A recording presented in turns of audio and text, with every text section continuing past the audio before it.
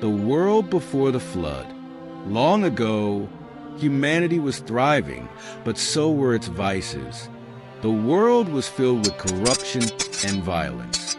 People were living in ways that were displeasing to God, straying from righteous paths and indulging in moral decay. It was a time of great moral and spiritual decline. Amidst this chaos, there was one man who stood out for his righteousness and devotion, Noah. Noah's call, God, seeing the wickedness of humanity, decided that it was time for a great reckoning.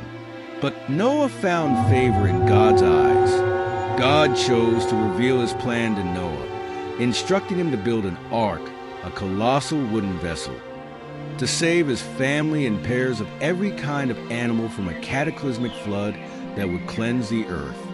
The construction of the ark. Despite the incredulity and mockery of his neighbors, Noah embarked on the monumental task of building the ark.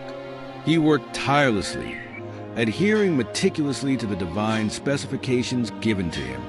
The ark was to be built of gopher wood, coated inside and out with pitch, and measured 300 cubits long, 50 cubits wide, and 30 cubits high. It was to have 3 decks, a door on its side, and a roof to cover it. Gathering the animals. As the ark neared completion, Noah began the daunting task of gathering animals.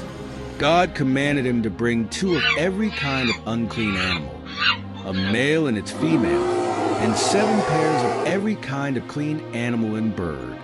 This ensured that each species would survive and repopulate the earth after the floodwaters receded. The onset of the flood. When the ark was ready, Noah, his wife, his 3 sons Shem, Ham, and Japheth, and their wives entered the ark.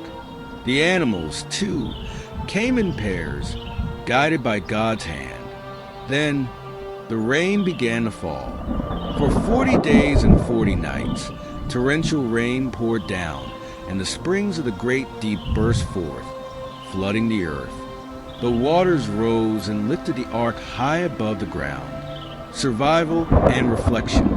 Inside the ark, Noah and his family tended to the animals, reflecting on the devastation and the responsibility they bore for the future of all life on earth.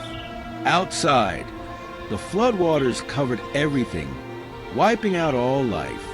The ark floated on the surface of the waters for 150 days. The vastness of the destruction was unimaginable, but Noah's faith remained unshaken. The waters recede. Eventually, God remembered Noah and all the animals in the ark. He sent a wind over the earth, and the waters began to recede. The ark came to rest on the mountains of Ararat. Noah waited patiently, sending out a raven and then a dove to check for dry land. When the dove returned with an olive leaf, Noah knew that the floodwaters had receded. A new beginning. After leaving the ark, Noah built an altar and offered sacrifices to God in thanksgiving. God was pleased with the offering and promised never to destroy the earth with a flood again. He set a rainbow in the sky as a sign of this covenant, a symbol of his promise and a reminder of his mercy. Conclusion. Noah's story is one of faith, obedience, and renewal. It speaks of the power of perseverance in the face of ridicule, the importance of righteousness, and the hope of new beginnings.